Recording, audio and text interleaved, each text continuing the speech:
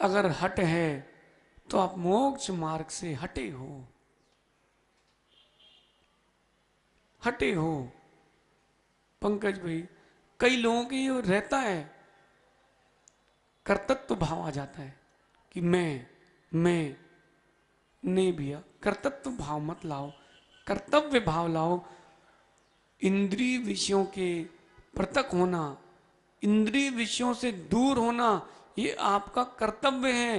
लेकिन तत्व चिंतन में लीन होना, ये भी आपका कर्तव्य है। यथा यथा समायाति संवित्तौ तत्वमुत्तमम् तथा तथा न रोचन्ते विषया सुलभा अपि। यथा यथा न रोचन्ते विषया सुलभा अपि तथा तथा समायाति संवित्तौ तत्वमुत्तमम्। पहला श्लोक दूसरे श्लोक को पूर्ण कर रहा है, दूसरा श्लोक पहले श्लोक को गति दे रहा है। इष्टोपदेश आप सबने पढ़ा होगा, लेकिन एक बार विचार करो, इष्टोपदेश गुना कितनों ने है?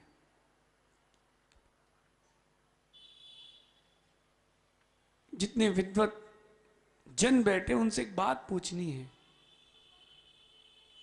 इष्टोपदेश आपने इस प्रवचन के लिए पढ़ा है कि अपने लिए पढ़ा है? ईमानदारी से कहना, बोलो बोलो बोलो। प्रवचन के लिए पढ़ा है, इसलिए उस पर प्रवचन नहीं दे पा रहे हो। आप अपने लिए पढ़ते तो जरूर प्रवचन दे पाते। जब गुरुदेव ने हमको द्रव्य संग्रह पढ़ाया, द्रव्य संग्रह पंडित जी, तो हमने बोला आचार्य जी कुछ और पढ़ाओ, इस पे तो प्रवचन दे ही नहीं पाएंगे। आचार्य जी ने कहा बेटा अगर ये समझ में आ गया तो तुम सब कुछ प्रवचन दे सकते हो। और फिर टीकमगढ़ में 90 दिन की वाचना हुई, उसमें मुश्किल से 15 गाथा हो पाई होंगी। मूल उस पर ध्यान दो, तत्व चिंतन हमारा मूल है। यथा यथा समायाति संवित्तौ तत्वमुत्तमम्। जैसे जैसे ज्ञान में उत्तम तत्व का चिंतन आता है, वैसे वैसे विषयों से रुचि हटती है। राजेश भैया, त्याग करना कठिन नहीं है, त्याग करना सरल है। कुछ भी हो, चेतन हो अचेतन हो, लेकिन त्याग के पहले त्याग का राग खत्म होना चाहिए, तब त्याग हो पाता है। मेरे कहने से आप कोई वस्तु नहीं छोड़ोगे, और मेरे कहने से आप कोई वस्तु ग्रहण नहीं भी करोगे, जब तक अंदर का गुरु नहीं कहेगा कोई किसी की नहीं मानता। शैलेश हमारी पूरी बात मानते क्या? वो ही मानते हो जो तुम्हें रुचिकर होती, जो तुम्हारा अंदर का गुरु कहता है कि हाँ ये मान लो। क्यों नहीं? चेले भी गुरु की उतनी मानते जितनी पसंद है। नहीं तो इतने सारे विद्यार्थी आए, इनसे पूछो सही है कि नहीं। आपके लिए भी अध्यापक है कि नहीं आपके विश्वविद्यालय में? मुरैना विश्वविद्यालय, मथुरा 84, और श्रवण संस्कृति सांगानेर, और हैदराबाद गुरुकुल, और बनारस स्यादवाद, और आहार जी। और कोई रह गया क्या? साडूमल, और खनिया दाना, सिद्धायतन, ललितपुर, द्रोणगिरी। पंडित जी, इतने सारे विद्वान आए हैं। अब आप ये मानना, जहां वैरायटी वैरायटी के माल हो वही दुकान चलती है। और एक बात बताऊं, आप जब यहां परस्पर में मिलते हो तब आपके ज्ञान में वृद्धि होती है, सीखने को मिलता है, सीखने को मिलता है। इसलिए विद्वानों की संगति और विद्वानों का चिंतन ये ग्रहण करना आवश्यक है। यहां विद्वान से मतलब ज्ञानी, तत्व के ज्ञानी भी और चारित्र के ज्ञानी भी। दोनों आवश्यक है अरुण भैया, दोनों आवश्यक है। जब आपके अंदर तत्व चिंतन आता है, इंद्रिय विषयों से अरुचि होती है, तब होती है ज्ञान की वृद्धि।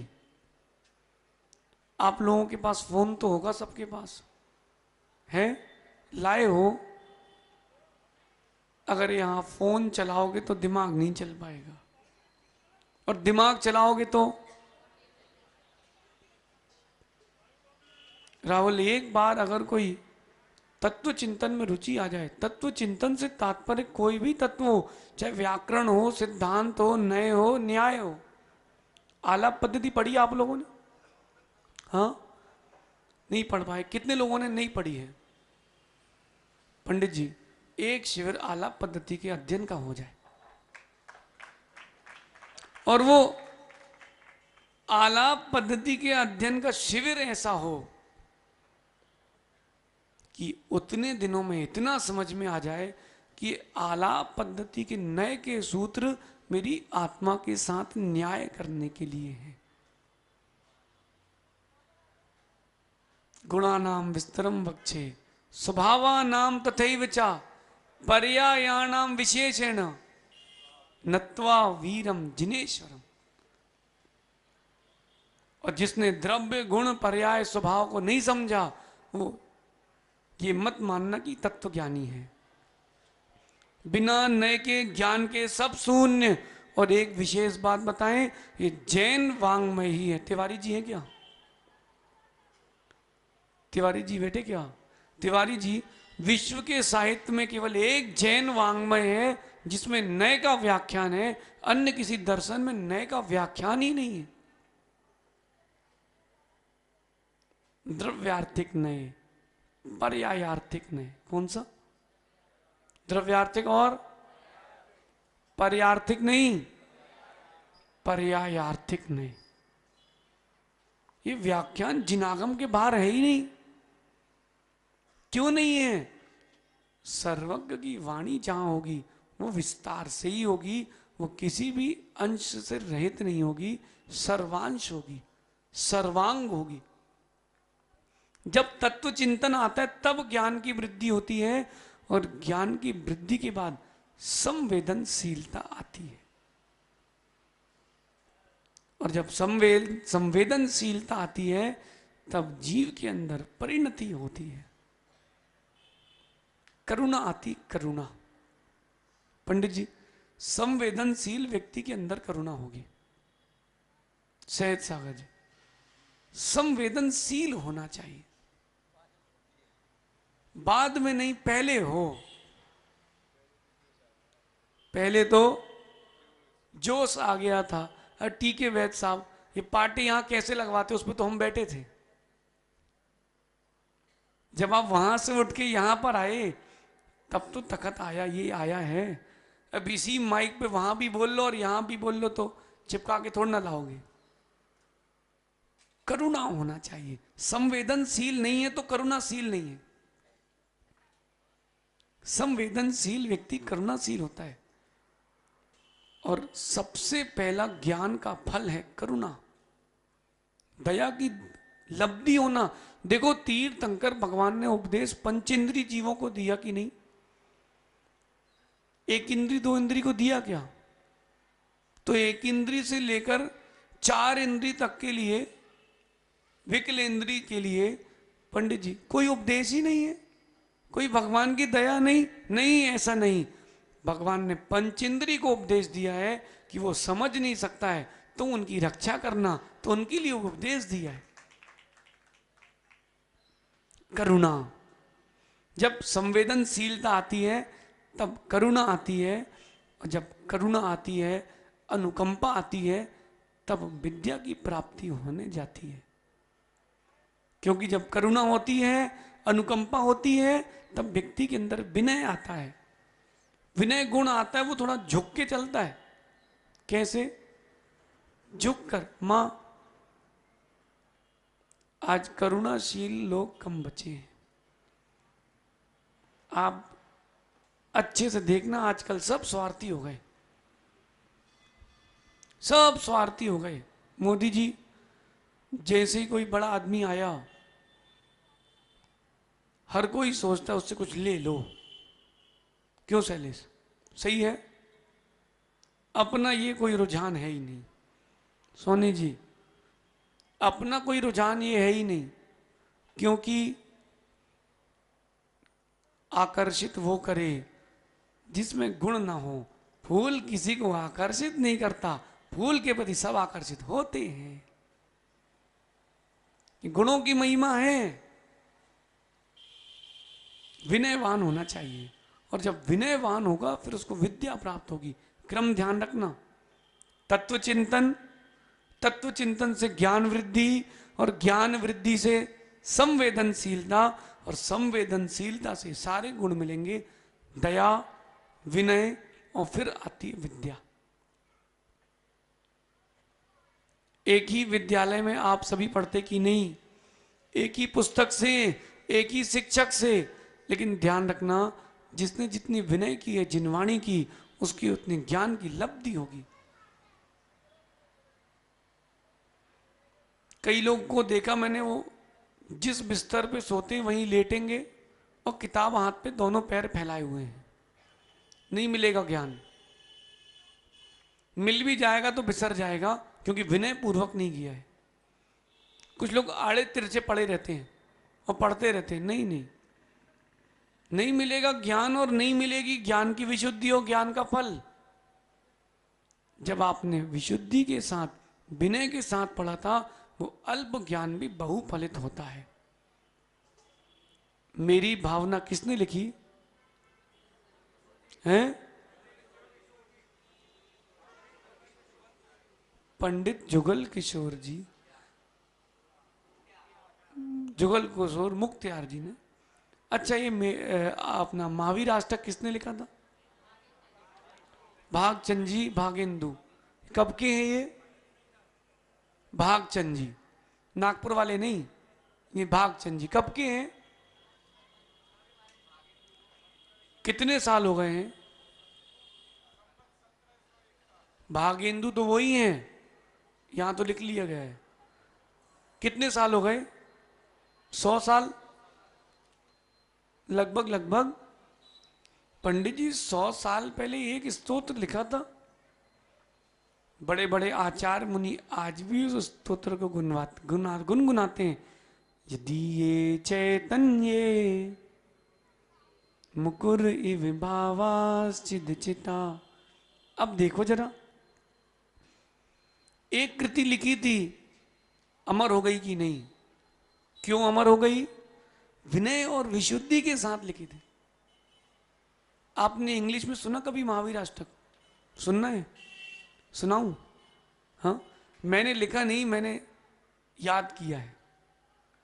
इन omni sense mirror object resembles at once associated with generation exhaust permanent, who indicates us the path of salvation like a sun, such a Lord Mahavira resides always in my eyes। मैंने लिखा नहीं है, प्रणीत सागर जी ने लिखा है, हम लोगों ने याद किया था। देखो, विद्वान की लिखी कृति पर मुनि आचार्य काम कर रहे हैं। ये विनय, विनय से लिखे हुए का फल। जैन सिद्धांत प्रवेशिका को पढ़े बिना जैन सिद्धांत में कोई प्रवेश नहीं कर सकता। किसने लिखी? पंडित गोपाल दास जी। बड़े बड़े मुनि आचार्य पढ़ रहे कि नहीं, पढ़ा रहे कि नहीं? विनय से लिखी गई कृति अमर होगी, विनय से ग्रहण किया गया ज्ञान अमर होगा। पंडित जी जितने अपने ये विद्वान आए हैं ना, एक एक विद्वान के लिए मैं इतना काम दे सकता हूं बुद्धि के विकास के लिए कि पूरा जीवन निकल जाएगा और वो अमर होके जाएगा। प्राकृत के ऊपर, हिंदी के ऊपर, संस्कृत के ऊपर इतना विशाल कार्य अभी अवशेष है, बहुत विशाल कार्य अवशेष है। एक काम बताऊं, पुद्गल परमाणु में कितने गुण होते हैं बताइए? 5। कौन कौन से? 5। स्पर्श रस गंध वर्ण नहीं पूछ रहा हूं मैं, ये तो उसका सहकारी गुण है। ये गुण आया किससे है? 2 अविरुद्ध स्पर्श, एक रस, एक गंध, एक वर्ण, 5। ये 5 जब मिले तब एक पुद्गल परमाणु बना। इसकी कॉम्बिनेशन बनाओ। एक अविरुद्ध स्पर्श द्वय के लिए इसमें कॉम्बिनेशन बनाओ। शीत और चिकना लाल रंग का, शीत और चिकना परमाणु हरे रंग का, शीत और चिकना परमाणु सफेद रंग का। जब ये कॉम्बिनेशन बनाओगे तब आपको नए तत्व की प्राप्ति होगी। ओ भाई चरगवा ज्ञानी, खड़े होना जरा। पंडित जी, जिन शासन में बड़े बड़े विद्वान हैं, वो पंडित नहीं वैज्ञानिक भी है, उसने प्लास्टिक को गलाने का भी तरीका ढूंढ लिया। आप कह रहे बैन करो, वो कह रहे हम बता रहे कैसे समाप्त करना है। बेटा ये जो कॉम्बिनेशन बनेगा परमाणुओं का, उन परमाणुओं से, उनसे ही तो ठीक होगा। जब सर्दी हो जाती तो नाक में एक दवाई डालते हो आप लोग, कौन सी है? एक नेजोवियर दवाई डालते हो, वो क्या करती है? अरे इतनी तो है। एक्सपेरिमेंट कैसे किया? किसी ने श्लेष्मा निकाली, उसमें अलग अलग प्रकार के केमिकल डाले, जिससे वो पिघल गई, वो दवाई बन गई।